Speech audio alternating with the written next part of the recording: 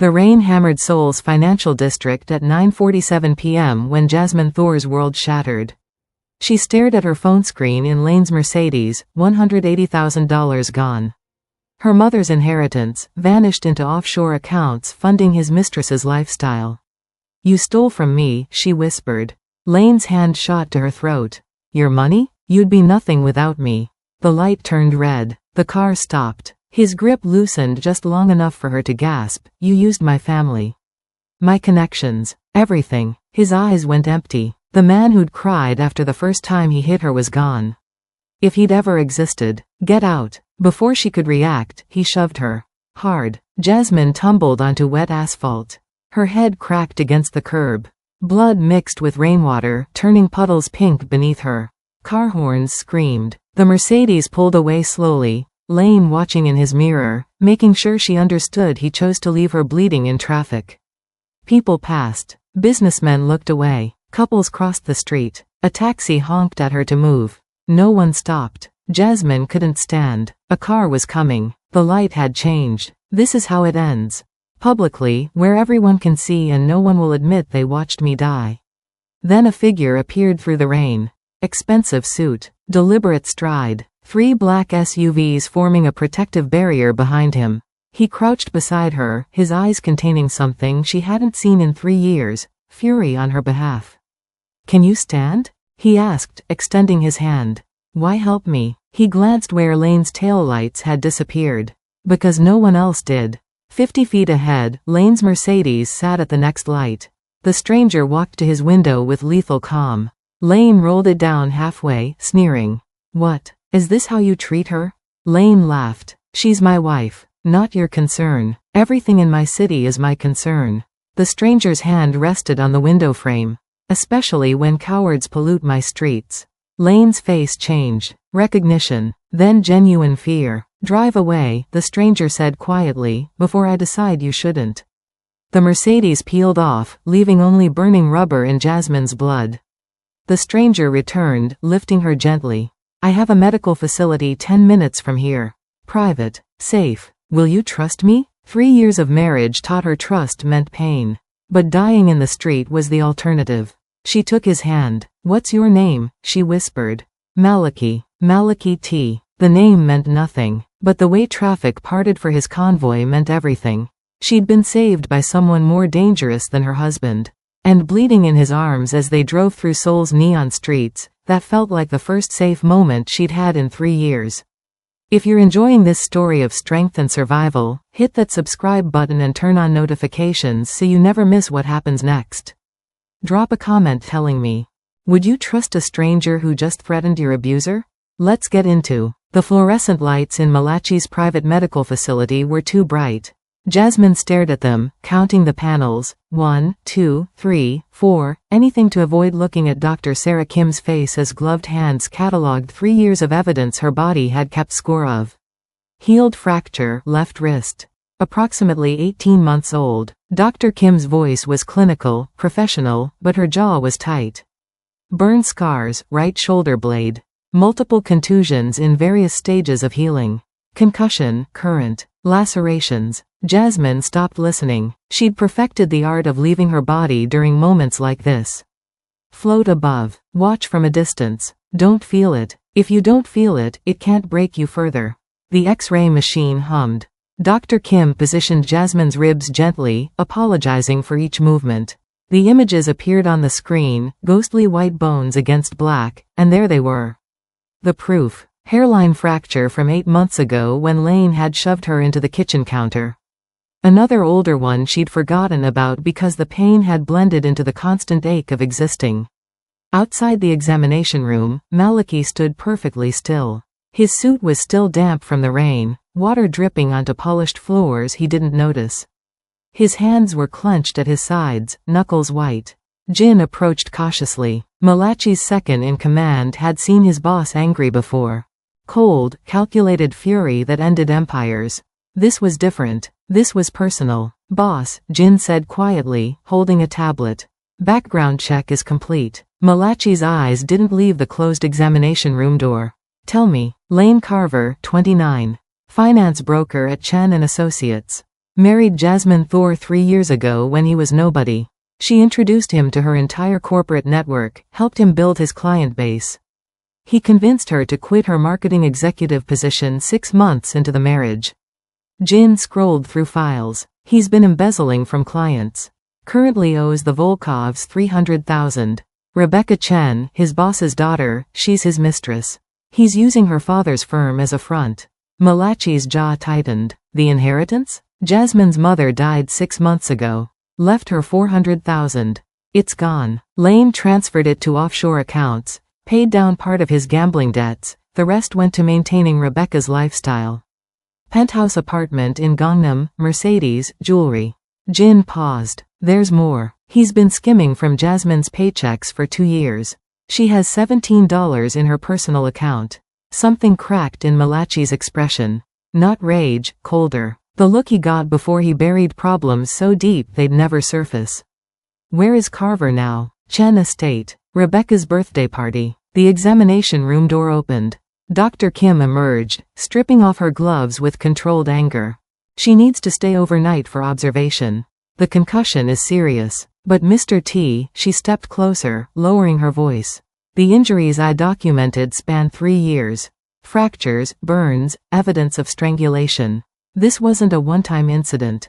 This was systematic. Malachi nodded once, his face unreadable. Can she have visitors? She's asking for you, actually. He moved past Dr. Kim into the room. Jasmine sat on the examination table in a hospital gown, her natural hair damp and matted with dried blood they hadn't cleaned yet. She looked smaller somehow, vulnerable in a way that made his chest tight. You stayed, she said, surprise evident in her hoarse voice. I said I would. Malachi pulled a chair close, sitting so they were eye level. Not looming, not threatening. How are you feeling? Like I got thrown out of a car. A bitter laugh escaped. Oh wait. Silence stretched between them. Malachi waited. He'd learned patience building his empire, knowing when to push and when to let people come to truth on their own timeline. Jasmine's hands twisted in the hospital gown. Dr. Kim said you asked about my medical history. That you wanted to know everything. Only if you want to tell me. Why? Her eyes met his, searching. You don't know me. I'm nobody. Why do you care? Malachi leaned forward slightly. Because I saw what he did. Because you're sitting here making yourself small, apologizing for existing, and I need to understand what kind of coward does that to his wife. Something broke in Jasmine's expression. 3 years of holding everything inside, of, I'm fine, and, it's not that bad, and, maybe I deserved it. Tell me what happened, Malachi said quietly. All of it. And God help her, she did. The words poured out like blood from a wound finally lanced. How Lane was charming at first, how he cried after the first slap and swore never again. How it became again and again and again until she stopped counting. But what Jasmine didn't know, what she couldn't see from her hospital bed, was that while she finally spoke her truth, Lane was across the city making a call to someone far more dangerous than a mafia boss. Someone who wanted Jasmine for reasons that had nothing to do with love, and everything to do with settling very old, very bloody debts. Jasmine's voice was steady as she began, almost mechanical, like she was reading a grocery list instead of cataloging her own destruction. Malachi recognized the tone, trauma's protective numbness. He'd heard it before in witnesses, in survivors, in people who'd learned that feeling everything at once would kill them. It started 6 months after we got married, she said, staring at her hands. I asked him about a charge on our credit card. $2,000 at a jewelry store. I thought maybe he'd gotten me something, so I was excited, you know? A hollow laugh. He grabbed my face. Not hard enough to bruise where people could see, but hard enough that I tasted blood from biting my cheek. Then he cried. God, he cried so much. Said the stress of his new job was destroying him, that he'd never forgive himself, that I was the only good thing in his life. Malachi's expression didn't change, but his hands tightened on the chair arms. The jewelry was for Rebecca. I found out later. Jasmine continued. But that night, I held him while he sobbed and promised it would never happen again. I believed him because I loved him. Because people make mistakes, right? That wasn't a mistake, Malachi said quietly. That was a test. To see if you'd accept it. Jasmine's eyes met his, something flickering there, recognition, maybe. I failed the test then. Because it happened again 2 weeks later. And again. And again. She told him about the cigar burn. How she'd asked where he'd spent Christmas Eve when he didn't come home. He'd been at Rebecca's family estate, she learned later, but that night he'd pushed her against the wall, pulled a cigar from his pocket, unlit, thankfully, and pressed the hot end against her shoulder blade. You question me? He'd hissed in her ear. You think you have the right to track me like I'm your property? The burn had gotten infected. She'd treated it herself with drugstore supplies because going to a hospital meant questions she couldn't answer. Malachi's jaw was so tight it looked carved from stone. He isolated you, systematically. Jasmine's voice cracked slightly. Made me quit my job to support his career growth. Convinced me my friends were jealous of our success. When my mom got sick, he said visiting her so much was neglecting my duties as a wife.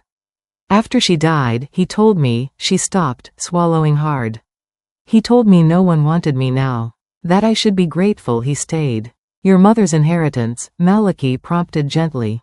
Gone. All of it. She left it so I could start over when you're ready, baby girl. She knew. Somehow she knew. Tears finally came, sliding down Jasmine's face unchecked. $400,000. He stole it while I was planning her funeral.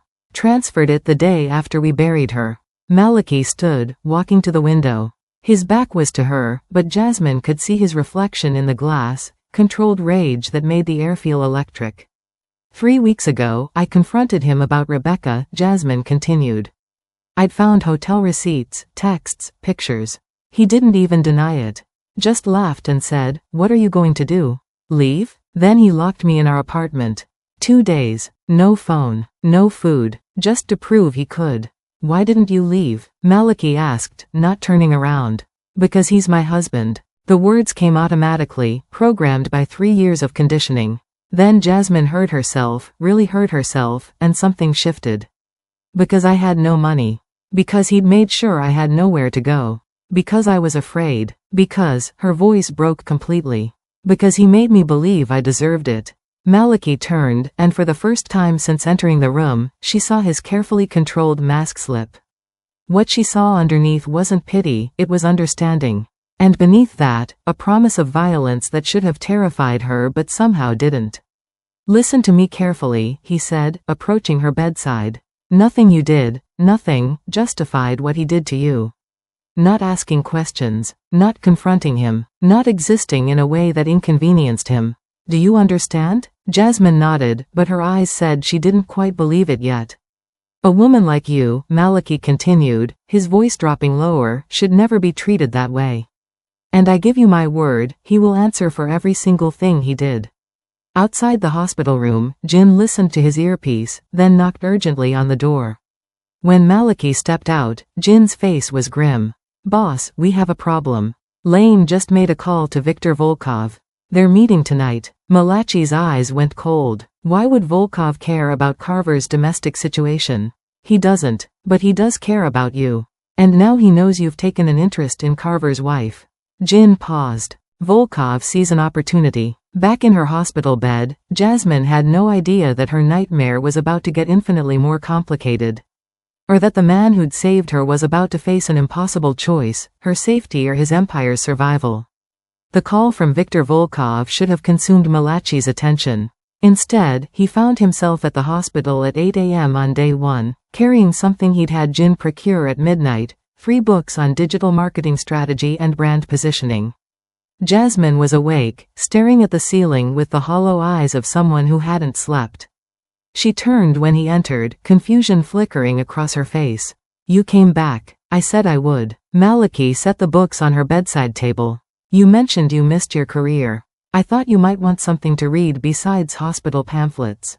She picked up the top book, a recent publication on social media marketing she'd had on her Amazon wishlist for months. How did you? You're not the only one who can do research. A slight smile played at his lips. Though my methods are less legal than yours probably were. For the first time since the road, Jasmine almost laughed. By day 2, the nursing staff had started whispering. The terrifying man in the expensive suits who made grown security guards nervous was sitting by room 304 reading financial reports while a patient slept. Dr. Kim found him there at 3 a.m., his hand resting protectively near Jasmine's. Not touching, just present. You should go home, Mr. T, she said gently. I'm fine here. She's safe. We have excellent security. His dark eyes met hers.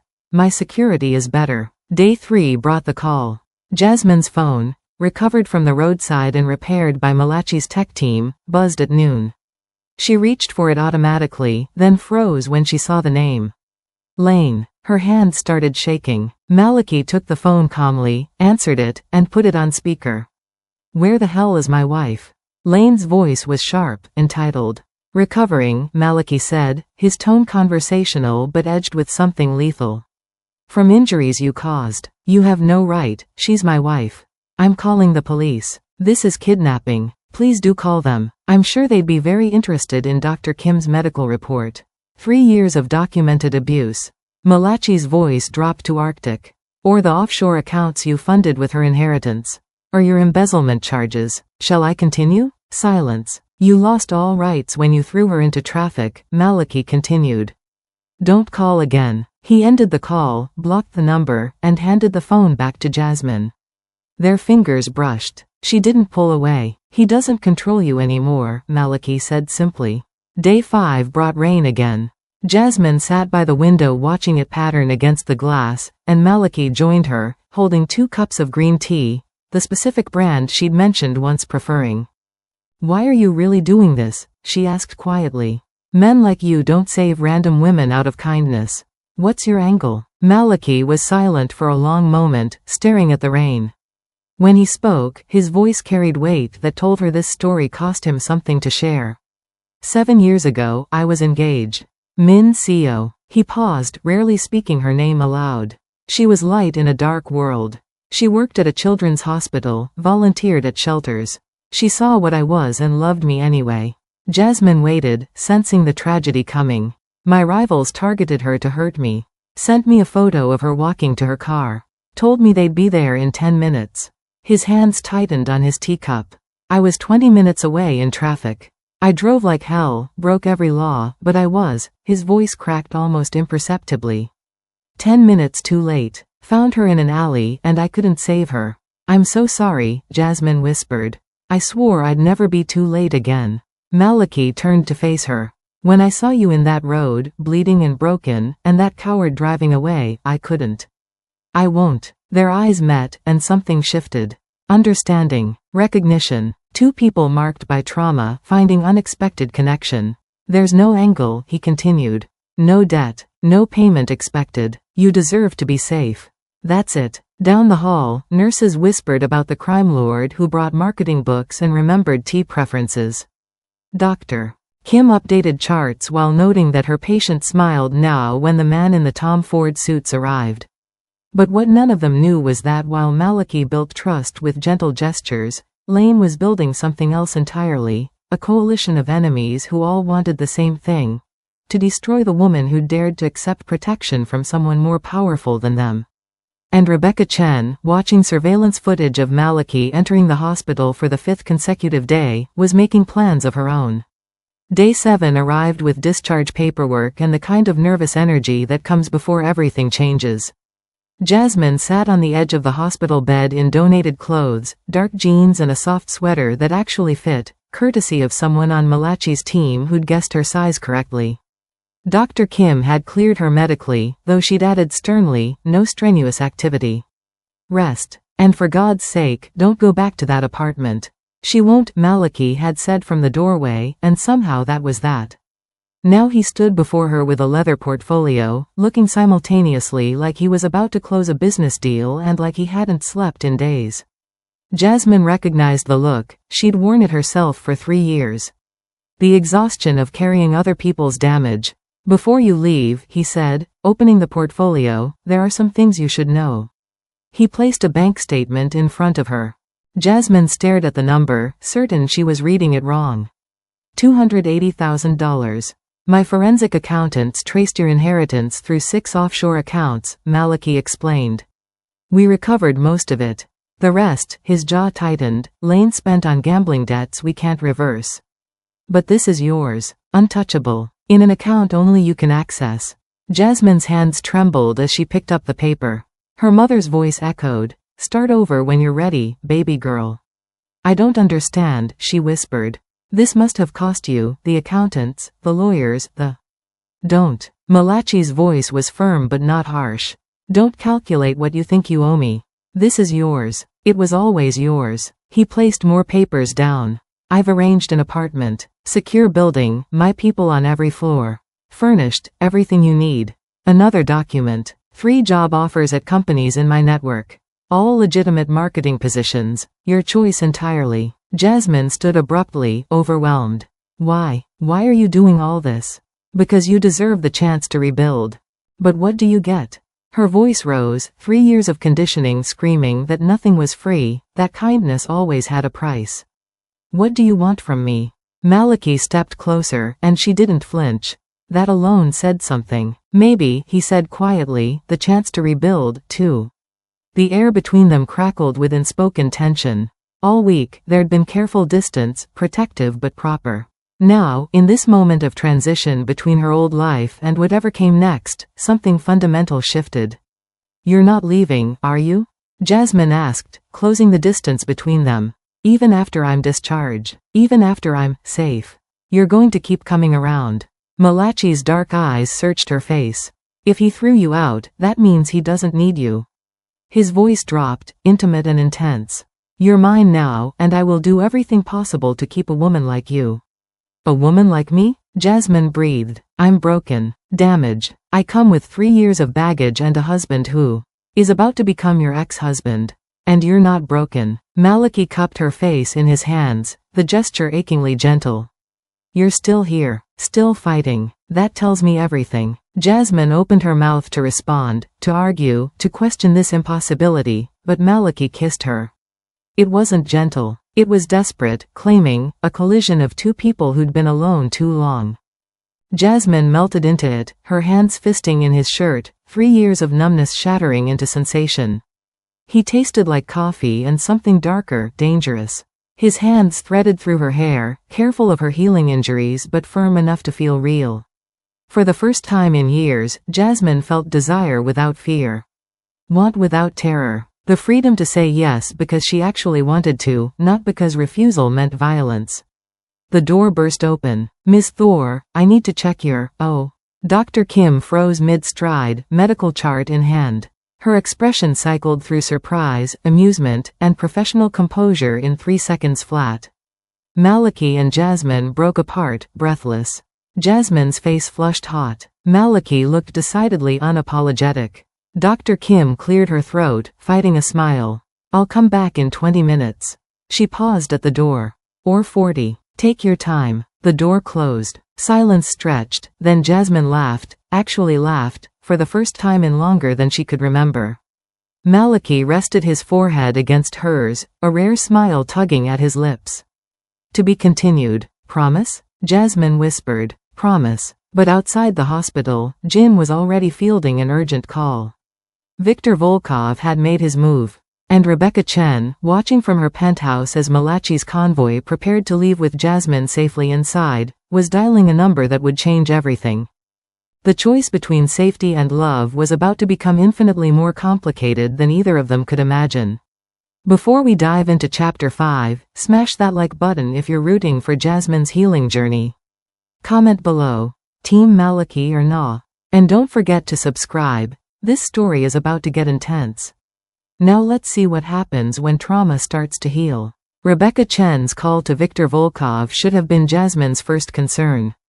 Instead, 3 days post-discharge, she found herself flat on her back in Malachi's private gym, staring at the ceiling while he stood over her with an expression that managed to be both stern and amused. "Again," he said, extending his hand to help her up. "I'm going to die," Jasmine groaned, accepting the help. "You're going to kill me before Lane gets the chance." "Lane won't get the chance because you're going to learn how to break a wrist hold." Malachi moved back into position. "Ready?" She wasn't, but she nodded anyway, and they ran through it again, his hand gripping her wrist like Lane used to, her body remembering fear before her brain could override it. Breathe, twist, leverage. Her hand came free, and muscle memory from years of abuse transformed into something useful: resistance. Better, Maliki said. Now the throw. I'm not throwing you. You're twice my size. Physics doesn't care about size. Hip placement does. Try. Jasmine positioned herself, feeling ridiculous. Then she executed the move the way he'd shown her, hip, twist, momentum, and suddenly Maliki was airborne. He hit the mat with a controlled fall, but the shock on his face was genuine. Silence. Then he started laughing, the sound rich and unexpected. What? Jasmine demanded, suddenly worried she'd hurt him. You just threw a man who runs half of Seoul's underworld. He sat up, still grinning. How does it feel? Jasmine considered this, then smiled, really smiled. Like I want to do it again. Absolutely not. My ego can't take it. That evening, they ended up in the apartment's kitchen, both insisting they'd cook dinner. It became a competition neither would concede. Maliki worked on his grandmother's bulgogi recipe, moving with the precision of someone who treated cooking like meditation. Jasmine commandeered the other half of the stove for jerk chicken, her mother's recipe that required exact spice ratios and patience. That smells lethal, Maliki observed, eyeing her Scotch bonnet peppers. That's the point. Can you handle heat? I run a criminal empire. I think I can handle chicken. He couldn't. 15 minutes later, Maliki was sweating, reaching for his third glass of water while Jasmine laughed so hard she had to sit down. You're dying, she managed between giggles. I'm fine, he insisted, eyes watering. This is fine. Okay, I'm dying. She handed him milk, which actually helped. My mama always said you could judge a man's character by whether he finishes the plate even when it's killing him. Maliki met her eyes, then deliberately took another bite. Then I have excellent character. At 2 a.m., Jasmine found herself on the balcony unable to sleep, staring at Seoul's lights. Maliki joined her wordlessly, carrying 2 mugs of tea. Can't sleep either? She asked. Old habit. Empire doesn't run itself. He settled into the chair beside her. What's keeping you up? Dreams. Not nightmares exactly, just, she paused. I used to have this plan. Before Lane, I wanted to start my own marketing consultancy. Specialize in helping small businesses build authentic brands. Stupid, right? Why would that be stupid? Because I'm 26 with a 3-year gap in my resume and an abusive marriage as my main accomplishment. Maliki set down his tea. You survived 3 years of systematic destruction and still have dreams. That's not stupid. That's remarkable. I wouldn't even know where to start. You start by deciding you're going to. The rest is just logistics. He looked at her seriously. I meant what I said about job opportunities. But if you want to build something of your own, I know people. Investors, business lawyers, connections. No strings. Just resources. Jasmine felt tears prick her eyes. You really believe I could do it? I know you could. They sat in comfortable silence, drinking tea and watching the city breathe. Then Jasmine's hand found his, their fingers intertwining naturally. Thank you, she whispered. For seeing me as more than what he made me. The nightmare came at 4 a.m. Jasmine woke gasping, Lane's hands around her throat, his voice hissing, "You're nothing without me." She sat up, disoriented, before remembering, safe apartment, Malachi's protection, new life. Her bedroom door opened. Maliki stood there in sleep pants and a t-shirt, his hair disheveled, looking more human than she'd ever seen him. I heard you, he said simply. I'm fine, You don't have to be fine. He approached slowly, giving her space to refuse. Can I stay? Jasmine nodded. He settled on top of the covers beside her, not touching but present. Solid. Real. Tell me something true, she said into the darkness. I'm terrified, Maliki admitted. That I won't be enough to keep you safe from what's coming. What's coming? His silence was answer enough. Outside, Viktor Volkov's men were already moving into position. Rebecca Chen was finalizing plans with hired killers. And Lane, drunk and desperate at the Chen estate, was about to make a call to the one person who could destroy them all. But in that moment, Maliki just held Jasmine until dawn, both of them pretending the world outside could wait a little longer. The call Lane made wasn't to his lawyer or the police. It was to the one man who could turn Malachi's protection into Jasmine's death sentence. And that call was about to bear fruit in the worst possible way. The waterfront warehouse smelled like brine and old blood. Maliki stood in the center of the cavernous space, Jin flanking him with 3 additional security members forming a perimeter. Across from them, Viktor Volkov lounged against a shipping container like he owned the world. At 52, the Russian Bratva boss had dead eyes and a smile that promised violence. Malachi T. Volkov said in accented English, spreading his arms welcomingly. Thank you for meeting on such short notice. You said it was urgent. Malachi's tone was neutral, professional. I assumed it concerned our shipping arrangements. In a way. Volkov lit a cigarette, taking his time. I understand you've taken an interest in Lane Carver's wife. The temperature in the warehouse seemed to drop. Jin's hand moved imperceptibly closer to his weapon. Her name is Jasmine Thor, Malachi corrected quietly. And my personal business doesn't concern our professional relationship. Ah, but that's where you're wrong. Volkov exhaled smoke. You see, Carver owes me $300,000. Gambling debts, plus interest. I was planning to collect by less pleasant means when he called me 2 nights ago with interesting information. The great Malachi T has a weakness now. A woman. Get to the point. Volkov's smile widened. I have a proposition. You pay Carver's debt? Essentially buying the discarded wife's freedom from complications, and in exchange, I want access to your Pacific shipping routes. Specifically for my Eastern European imports. Malachi knew exactly what imports meant. Human trafficking. Girls as young as 12, transported in containers like cargo, sold to the highest bidder. It was the one line his organization refused to cross, the one business deal that turned his stomach. No, he said flatly. You haven't heard the profit margins. I said no. Malachi's voice carried lethal finality. I don't traffic in human lives. That policy doesn't change for you or anyone else. Volkov's expression hardened. You're refusing a very lucrative partnership over outdated morality? How disappointing. I'm refusing because some lines shouldn't be crossed. Malachi stepped forward slightly. Find another route. Carver's debt is his problem, not mine. But you made it your problem when you took his wife. Volkov flicked his cigarette away. See, Malachi, I did research too. That woman, Jasmine, she has no one. No family. No friends Carver didn't alienate. She's completely dependent on your protection. Which makes her a very valuable asset. Jin tensed. Boss. If you won't give me what I want, Volkov continued conversationally, then I'll take payment another way. Carver's debt can be settled with interest, $300,000 plus the wife. She'll work off his debt in my operations. 6 months, maybe a year depending on her marketability. The air became suffocating. Malachi's security team readied themselves for the order they knew was coming. But Malachi remained perfectly still, his control absolute. You're threatening her, he said softly. I'm presenting options. Volkov shrugged. Pay the debt and give me routes, keep your pet safe. Or refuse, and she becomes my collateral. Business is business. Touch her, Malachi said, his voice dropping to Arctic, and there won't be enough left of you to identify. Volkov laughed, genuinely amused. Such passion. I can see why Carver called me. You've made yourself vulnerable, Malachi. And in our world, vulnerability is fatal. The meeting ended with no blood spilled, but violence hung in the air like a promise. As Volkov's men departed, Jin approached his boss urgently. He's serious. Refusing makes Jasmine a target. We need to move her, increase security, maybe. I know, Malachi interrupted, his jaw tight.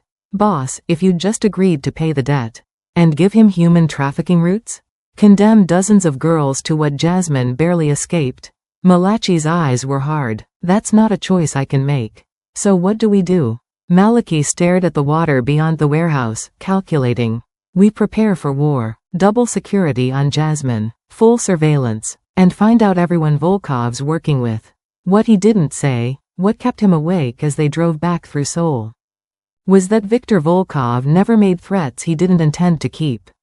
And somewhere in the city, Jasmine was sleeping peacefully in the apartment he'd arranged, completely unaware that refusing a business deal had just painted a target on her back.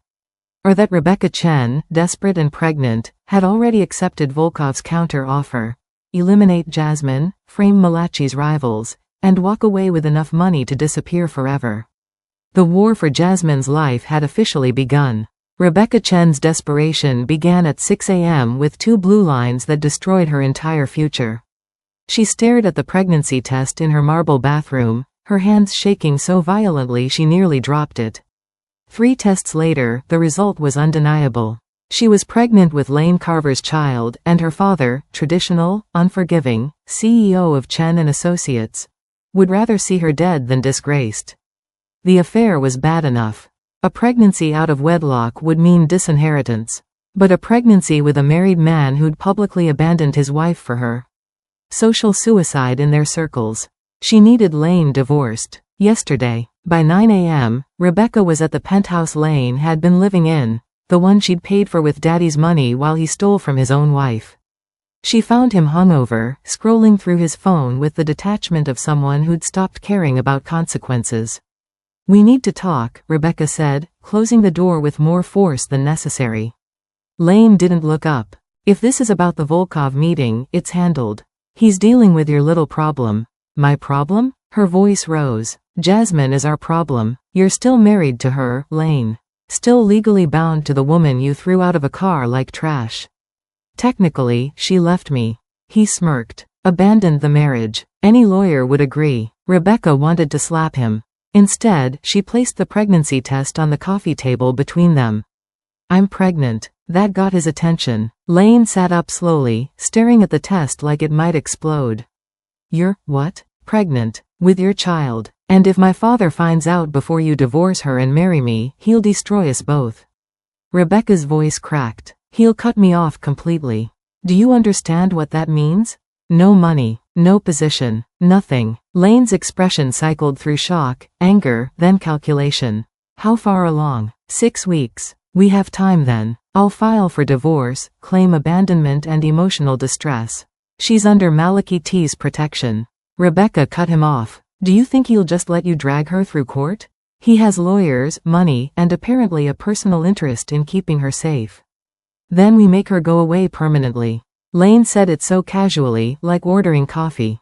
Rebecca stared at him, seeing clearly for the first time what Jasmine must have seen, a man with no soul behind his eyes. She'd been sleeping with a monster, and now she was trapped carrying his child. "Volkov already offered me a solution," Lane continued. "He takes Jasmine as collateral for my debt. She disappears into his operations, and everyone assumes she ran away. Problem solved. Your debt that you created gambling away her inheritance," Rebecca said bitterly. "Our inheritance now, sweetheart. Think about it, Jasmine gone, quick divorce on abandonment grounds, we get married before you show. Your father never has to know the timeline." Rebecca felt sick. But she was also cornered, and cornered animals did desperate things. 2 days later, she sat across from Viktor Volkov in an upscale restaurant where privacy cost more than most people's rent. The Russian studied her with the cold assessment of a predator evaluating prey. "Miss Chen," he said, his accent thick. "Lane speaks highly of you." "Lane is an idiot," Rebecca replied flatly. "I'm here because I need a problem solved, and apparently you're the man who solves problems." Volkov smiled. "Direct. I appreciate that. What problem?" "Jasmine Thor. I need her gone, permanently. And I need it to look like someone else did it." Rebecca slid an envelope across the table. $500,000. Untraceable offshore accounts. Ambitious. Volkov opened the envelope, scanning the financial documents. "And what do you get?" "A quick divorce for Lane, a clean reputation, and my inheritance intact." She leaned forward. "What do you get?" "Leverage over Malachi T. Make it look like the Kuramizu clan took her. Start a war between Seoul's 2 biggest organizations. While they're destroying each other, you consolidate power."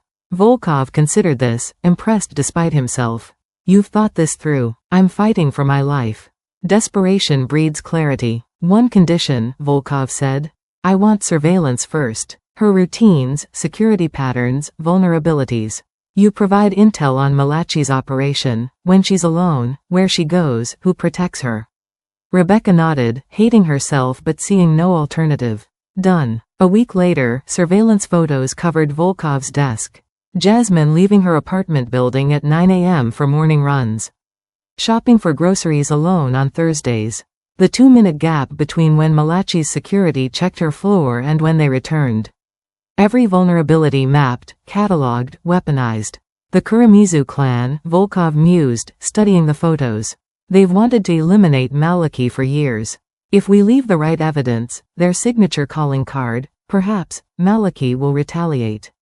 The clan will defend themselves. And your Jasmine disappears in the crossfire. She's not my Jasmine, Rebecca said coldly, staring at a photo of the woman whose life she was about to end. In the image, Jasmine was smiling, actually smiling, at something off camera. Probably Maliki. Probably experiencing the happiness Rebecca had stolen from her 3 years ago when she'd started sleeping with Lane. For a moment, guilt flickered. Then Rebecca thought about her father's face if he learned the truth. About being disowned, destitute, alone. When? She asked. Soon, Volkov promised. Very soon. What neither of them knew was that Jin had already intercepted 3 of their calls. That Maliki was building a case not just for Jasmine's protection, but for their complete destruction.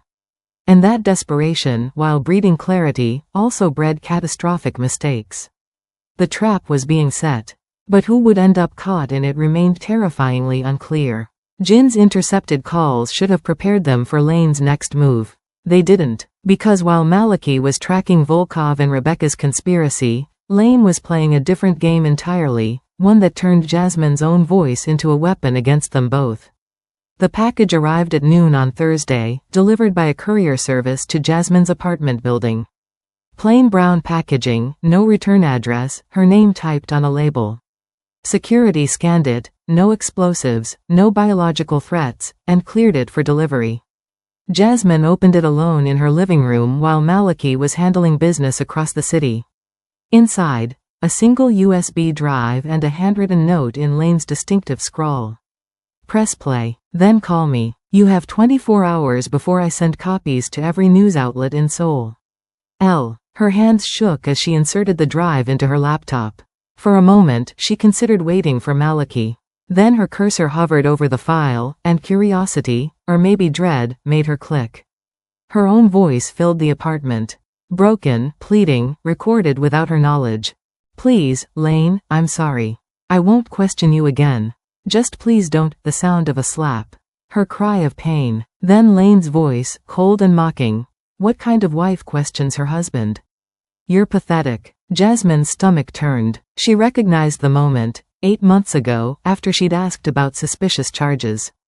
He'd been recording it. Recording her begging, her humiliation, her pain. The files continued. Dozens of them. Private moments she'd thought were safely buried, her crying in the shower, conversations with her dying mother about the abuse she'd been too ashamed to fully admit, moments of weakness she'd never wanted anyone to hear. Then the recordings changed. Maliki said the shipment clears customs on Friday, Jasmine's voice said. She froze. When had she said that? Then she remembered, last week, relaying a message from Jin about grocery delivery schedule. But spliced with different audio, manipulated, it sounded like she was discussing illegal operations. Another file. The Pacific routes are protected by his people at the ports. Jasmine had been talking about Malachi's legitimate import business, explaining his success to no one in particular during a phone call with a potential employer. Now it sounded like criminal conspiracy. File after file, her innocent conversations twisted. Malachi's business strategies discussed over dinner, safety protocols Jin had mentioned, shipping schedules she'd overheard, all recorded by Lane somehow, all weaponized. The final file was a video. Jasmine in their old apartment, 3 weeks before he threw her out, searching through his desk for bank statements. The camera angle suggested hidden surveillance. She'd been desperate to understand where her inheritance went, and now she looked like she was snooping through his business files. Thief, Lane's voice narrated over the video. Corporate spy, just like she was before. Some habits never die. Corporate spy, how did he know about her past? Her phone rang. Lane. She almost didn't answer, then realized she had to know. Did you listen? His voice was cheerful, casual. Like they were old friends catching up. You recorded me. For 3 years, you recorded me without consent. In our home. Perfectly legal. Lane laughed. And before you mention revenge porn laws, there's nothing explicit. Just your voice, your words, and some very interesting implications about your boyfriend's operations. He's not my. Jasmine stopped, realizing the trap. What do you want? You. Home. Tomorrow. Lane's tone hardened. Sign documents accepting full legal liability for my financial irregularities. Tell the police I coerced you into helping with embezzlement. Take the fall, serve maybe 2 years with good behavior. And I destroy these recordings. You're insane. I'm practical. You take the heat, I walk free, and Malachi's operations don't get federal attention from these leaked conversations about shipping routes and port officials. He paused. Or refuse, and I release everything. News outlets, federal investigators, social media. Your trauma becomes entertainment. His empire faces RICO investigations. Everyone loses except me. Jasmine ended the call, her entire body shaking. The apartment felt contaminated now, every surface a reminder that privacy was an illusion, that Lane had stolen even her voice. She called Malachi. He arrived within 20 minutes with gin and 2 forensic tech specialists who descended on her laptop like surgeons. The audio manipulation is sophisticated but detectable, the lead tech explained after an hour of analysis. We can prove editing, but the implications are still problematic. If federal authorities get these files, they'll investigate regardless of authenticity. Can you trace who's helping him? Malachi asked, his voice deadly calm. This level of surveillance and editing requires professional support. Working on it. But boss, Jin approached quietly. There's more. Some of these recordings mention details only someone with access to our communications would know. Either Jasmine accidentally revealed intel, or we have a leak inside the organization, Malachi finished grimly. Jasmine sat on the couch, wrapped in a blanket despite the warm apartment, feeling like she was back in that hospital bed, violated, exposed, damaged. Malachi sat beside her, not touching, just present. I'm sorry, she whispered. I didn't know I was putting you at risk. I never meant. This isn't your fault. His voice was firm. He violated you. Again. And he's using your trauma as leverage. What do we do? Before Malachi could answer, Jin's phone buzzed. He read the message, and his expression went pale. Boss. Volkov just moved up his timeline. Rebecca Chen confirmed. They're hitting her tomorrow night. He looked at Jasmine. You're not the only one being recorded. Lane's wearing a federal wire. The room went silent. Jasmine being blackmailed was one problem. Lane working with federal authorities to take down Malachi's entire organization while simultaneously conspiring with Volkov to kidnap her? That was checkmate from 3 different directions. And somewhere across the city, a woman Jasmine had never met was watching surveillance footage, finalizing murder plans, while her own trauma bound her to a man just as monstrous as the one Jasmine had escaped. If your heart is racing right now, drop a like. We're at chapter 9 and things are about to get darker. Comment. How many enemies can one woman have? Subscribe so you don't miss the XB. Lane wearing a federal wire should have been their biggest problem. It wasn't. Because while Malachi's team scrambled to contain the blackmail and Volkov's imminent attack, a ghost from his past was watching from across the street, her grief transforming into something far more dangerous than anyone anticipated. Ji-woo Park had been 17 when they buried her sister. 24 now, she stood in the shadows of a cafe opposite Jasmine's apartment building, watching the woman who'd stolen Min Seo's place. 7 years of rage had been carefully cultivated, nurtured through sleepless nights and unanswered questions, and seeing Malachi smile at this stranger, actually smile, something he'd barely done even with Min Seo, made Ji-woo's chest feel like it was caving in. He replaced her, she whispered to no one, her hands trembling around a coffee cup she hadn't drunk from. Like she never mattered at all. The funeral played in her mind like a film reel she couldn't stop. Rain hammering the cemetery. Malachi standing apart from the other mourners, his face carved from stone, refusing to cry because crying meant breaking and breaking meant weakness. Ji-woo had screamed at him, 18 years old and destroyed, needing someone to blame. You were late. 10 minutes and she'd be alive. This is your fault. He'd taken it, absorbed her rage without defending himself, without explaining that he'd driven like hell through traffic, that he'd arrived to find Min Seo already gone, that guilt was eating him alive from the inside. He'd just stood there in his black suit, rain mixing with whatever he wouldn't let himself call tears, and nodded. You're right, he'd said simply. I failed her. That admission should have satisfied Ji-woo. Instead, it became the foundation of 7 years of hatred. She'd left Seoul that week, spent years overseas supposedly studying but really just running from grief. She'd returned 3 months ago to find Maliki alive, thriving, and apparently capable of moving on while Min Seo rotted in the ground. Now he was with her. Jasmine Thor. Ji Woo had done research, the abused wife, the damsel in distress, the replacement who got the protection Min Seo had been denied. Her phone buzzed. A text from Takeshi Kuramizu, leader of the clan that had been trying to eliminate Maliki for years. The intel you provided was excellent. The woman is the key. Proceed as discussed. Ji Woo had approached the Kuramizu clan 6 weeks ago with a proposition. She'd feed them intelligence on Malachi's operations and vulnerabilities in exchange for their help destroying his new relationship. They'd been skeptical until she'd delivered security protocols, shipping schedules, and details about his private medical facility, information only someone with Min Seo's sister's access would have known. I don't want him dead, she'd told Takeshi during their first meeting in a private room above a pachinko parlor. I want him to suffer. To lose someone again. To remember what it feels like. Takeshi had smiled, recognizing useful trauma when he saw it. And the woman? Jasmine? She's the replacement. She doesn't deserve him. Ji Woo's voice had been cold. Remove her, and he remembers what loss feels like. Maybe then he'll understand what he took from my family. Now, watching Maliki and Jasmine through the cafe window, him carrying grocery bags, her laughing at something he said, domestic and comfortable and everything Min Seo should have had, Ji Woo made a decision. She ordered flowers, white lilies, funeral flowers. Had them delivered to Jasmine's apartment with a note written in precise handwriting that took 3 attempts to get right. You don't deserve him. Some debts can only be paid in blood. A ghost who remembers. The delivery was made at 6 p.m. Ji Woo watched from across the street as security accepted the arrangement, scanned it, and brought it upstairs. She imagined Jasmine's face when she read the card. Fear, confusion, the dawning realization that Malachi's past wasn't as buried as he'd thought. Her phone buzzed again. Takeshi. Volkov moves tomorrow night. Chen woman is desperate. Lane is wired for feds. Everything converging. Your sister's revenge will be comprehensive. Ji Woo stared at the message, something cold settling in her stomach. Revenge had seemed righteous when it was abstract.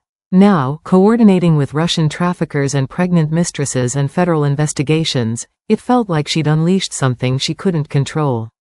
But Min Seo's face haunted her. Sweet, kind Min Seo who'd volunteered at children's hospitals and believed people could change. Min Seo who'd died alone in an alley while Maliki was 10 minutes away in traffic. I'm doing this for you, Ji Woo whispered, though her sister had never been vengeful.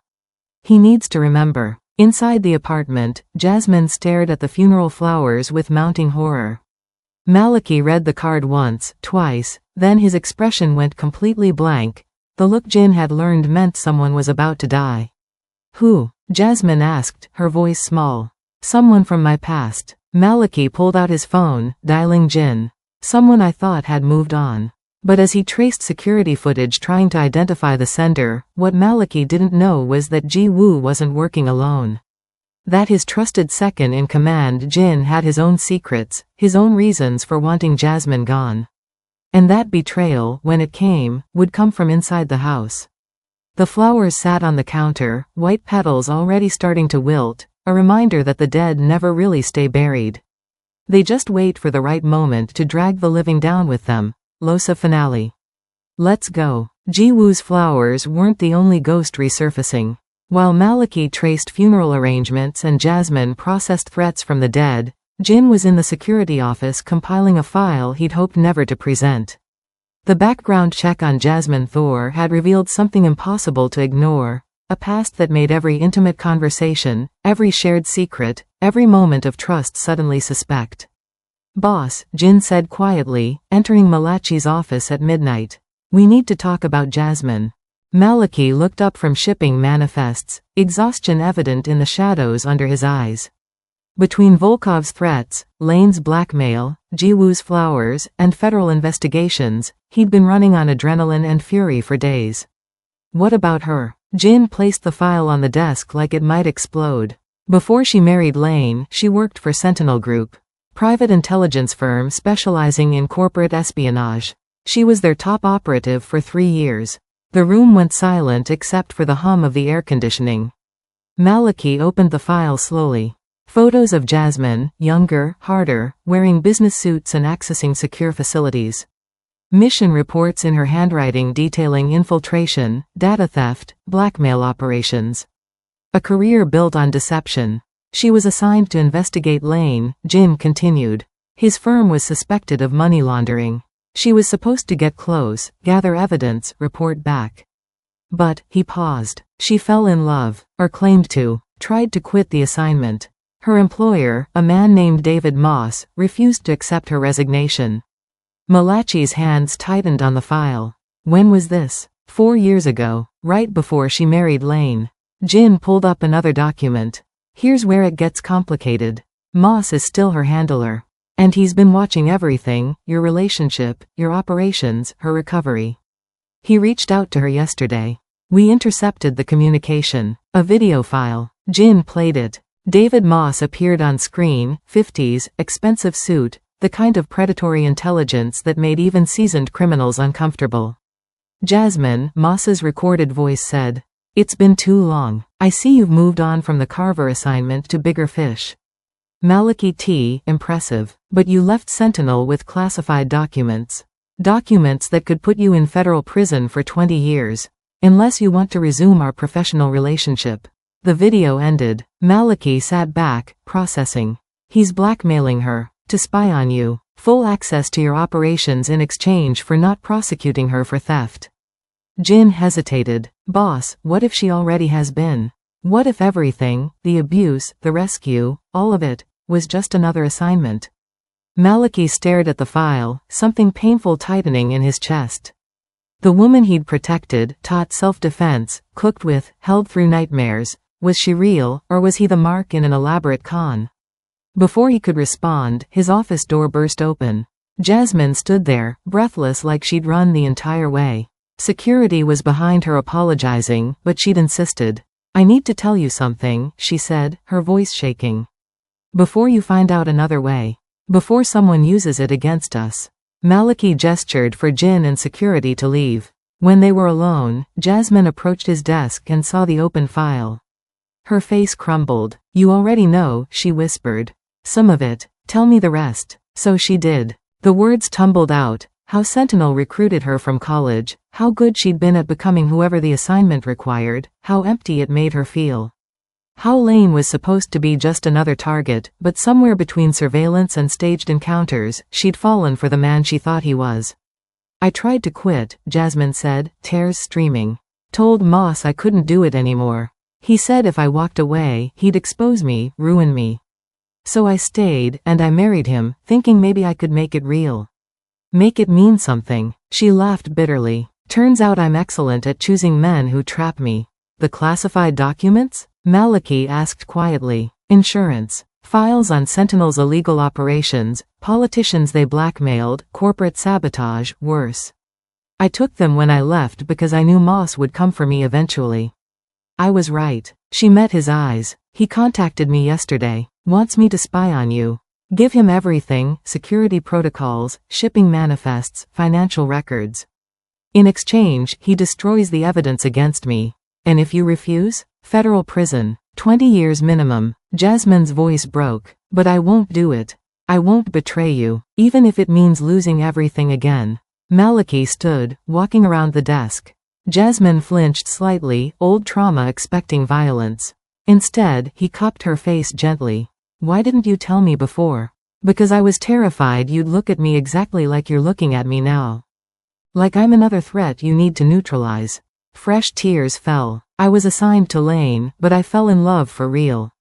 That's why I'm trapped. That's why 3 years of abuse wasn't enough to make me leave, because walking away meant admitting my whole life was a lie." "And now?" Maliki asked. "Us. Is this real?" Jasmine grabbed his wrists, desperate. "More real than anything I've ever felt. I know you have no reason to believe me. I know my entire history is built on deception. But this, what we have, it's the first honest thing I've chosen in years." Maliki pulled her close, and she collapsed against him, sobbing. Over her shoulder, he saw Jin watching through the office window, concern evident. They'd discuss strategy later, how to handle Moss, protect Jasmine legally, secure the classified documents. But right now, Maliki just held a woman who'd been running from herself for so long she'd forgotten what standing still felt like. What neither of them knew was that Jin wasn't just concerned, he was calculating. Because the man Maliki trusted most had already made his choice. And betrayal, when it finally came, would cut deeper than any enemy from outside ever could. In the shadows of the security office, Jin pulled out a burner phone and sent a single text to an encrypted number. She confessed everything. He believes her. Proceed with original plan. The response came immediately. Understood. Tomorrow night, then. No survivors. Jin's text promising no survivors should have been Jasmine's death sentence. Instead, fate had one more twist, one that would transform every equation, every plan, every carefully calculated risk into something far more desperate. The morning sickness started on day 3 after her confession about Sentinel. Jasmine blamed stress at first. The conspiracy closing in from every direction would make anyone nauseous. But when she couldn't keep down water, when the smell of Malachi's coffee made her bolt for the bathroom, when exhaustion hit her like a freight train despite sleeping 10 hours, a different possibility emerged. No, it couldn't be. She'd been careful. Mostly. Except, she did the math in her head while staring at herself in the bathroom mirror. 8 weeks since Lane threw her from the car. 6 weeks since her discharge from the hospital. 4 weeks since her first night with Maliki when protection had been the last thing on either of their trauma-damaged minds. But there was another timeline. The night before Lane threw her out, he'd come home drunk and violent and forced himself on her in what she'd refused to call rape because acknowledging it meant shattering completely. She'd dissociated through it, left her body the way she'd learned to do, and buried the memory so deep she'd almost convinced herself it hadn't happened. Almost. Jasmine bought 3 pregnancy tests from 3 different pharmacies, using cash, wearing a baseball cap like she was committing a crime. In the apartment bathroom with the door locked, she took all 3 tests simultaneously, unable to bear the waiting between each one. 2 lines. Positive. 2 lines. Positive. 2 lines. Positive. She sat on the cold tile floor, tests lined up in front of her like evidence in a trial, and tried to remember how to breathe. Pregnant. With a child who could be Malachi's. A future she'd started imagining despite knowing better. Or Lane's, a permanent connection to her abuser, a decades-long custody nightmare, biological proof that she'd never truly escape him. The implications cascaded. If Lane found out, he'd claim paternity, drag her through courts, use the child as leverage for the rest of her life. If Volkov found out, she became an even more valuable target. Pregnant women were worth more in trafficking markets, and children born into debt became collateral.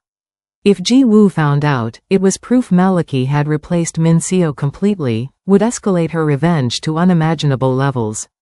And Maliki. God, what would Maliki think? That she'd trapped him? That this was part of some elaborate Sentinel operation? That she was more trouble than she was worth? She found him an hour later in his office, methodically cleaning a handgun, the ritual he performed when thinking through impossible problems. He looked up when she entered, immediately registering her pale face and shaking hands. What's wrong? Jasmine closed the door, locked it, sat in the chair across from his desk and placed the 3 positive pregnancy tests between them like grenades. The silence stretched eternal. Maliki stared at the tests, his expression cycling through shock, calculation, then something that looked almost like hope before he locked it down. How far along? His voice was carefully neutral. 8 weeks. Maybe 9. She forced herself to meet his eyes. I don't know who it could be, the words stuck in her throat. Lane, Maliki finished quietly. The night before. She nodded, tears streaming. You. The timeline, I don't know. A paternity test would tell us, but if we wait until birth, that's months of not knowing. And if we do it now, there are risks, and everyone would find out, and... Maliki set down the gun and came around the desk. He knelt in front of her chair, taking her hands in his. Breathe. Just breathe. I'm sorry, she sobbed. This is the worst possible timing. We're under attack from every direction. You're trying to protect me from Volkov and Ji Woo and Lane and federal investigations, and now I'm going to be a mother. Something fierce entered his expression. And that child, whether mine or not, is under my protection. Do you understand? No one touches you. No one touches that baby. But if it's Lane's, then it's an innocent child who deserves better than him. If it's mine, Malachi paused, emotion cracking through his control. If it's mine, then I get a second chance at something I thought I lost 7 years ago. Either way, we figure it out. Jasmine wanted to believe him. But reality intruded. Lane will use this. If he finds out, he'll claim paternity, demand custody, make my life hell for 18 years minimum. He won't find out. He finds out everything. He had surveillance in our home for 3 years. He has federal contacts now. Her phone rang. Unknown number. She almost didn't answer, then something made her pick up. Congratulations, Lane's voice oozed through the speaker. I just received very interesting medical records. Seems my wife is pregnant. My lawyers are filing paternity claims within the hour. Jasmine's blood went cold. How? You think you're the only one with intelligence resources? I've had people watching you since you left, sweetheart. Every doctor's visit, every pharmacy run, every little secret. And now, he laughed, now you can't run. Not without my child. See you in court. The line went dead. Malachi's expression went from protective to lethal in seconds. Jin, he called. But Jin didn't respond. His second-in-command, who should have been monitoring all communications, who should have caught Lane's surveillance, was nowhere to be found. And in that moment, as Jasmine held her stomach protectively and Malachi reached for his gun, they both realized the same thing. The betrayal they'd been preparing for had already happened. The enemy wasn't just outside the walls. He'd been inside all along. We've reached the finale. If you've been riding this emotional roller coaster, hit that subscribe button now. Drop a comment. WHO is the baby's father? This ending will wreck you. Let's finish this. Jin's absence wasn't an accident. Malachi found him in the security office, deleting files with the mechanical precision of someone who'd planned this moment for months. When their eyes met, Jin didn't even try to lie. How long? Malachi asked, his voice deadly quiet. Since you brought her here. Jin didn't stop typing. Since you looked at Jasmine the way you never looked at me. 7 years, boss. 7 years I've been by your side, and you never saw me. The truth hit like a physical blow. You're in love with me. Was. Jin's correction was bitter. Now I just want you to hurt the way I have. So I gave Ji-woo everything, security protocols, shipping schedules, Jasmine's vulnerabilities. Helped Rebecca coordinate with Volkov. Made sure Lane's surveillance went undetected. He finally stopped typing, meeting Malachi's eyes. They're all coming tonight. Volkov's men, Rebecca's hired killers, Ji-woo's Kuramizu clan backup. And you can't stop all of them. Malachi's hand moved to his weapon, but Jin was faster. I'm already gone, boss. This conversation is just a courtesy. He disappeared through the emergency exit before Malachi could respond, leaving only deleted files and the ghost of betrayal. Jasmine appeared in the doorway, her face pale. Malachi, we have incoming. She stopped, seeing his expression. What happened? Everything. He pulled her close, his mind racing through defensive strategies. Jin betrayed us. They're all coming. Tonight. Before she could respond, Malachi's encrypted phone buzzed. David Moss, Jasmine's former Sentinel handler. Against his better judgment, Malachi answered. Mr. T. Moss's voice was crisp, professional. I have information you'll want. About Min Seo's death 7 years ago. The room tilted. What about it? Lane Carver orchestrated it. He was working for the gang that killed her, his initiation into their money laundering operation. I have video evidence. Lane meeting with them, providing Min Seo's schedule, accepting payment. He murdered your fiancé, and you've been hunting the wrong enemy for 7 years. The phone dropped from Malachi's hand. Jasmine caught it, heard Moss's words, watched as 7 years of misdirected grief and rage collided in the man she loved. Malachi's carefully controlled mask shattered. He sank against the desk, a sound emerging from his chest that wasn't quite human, pure anguish finally released.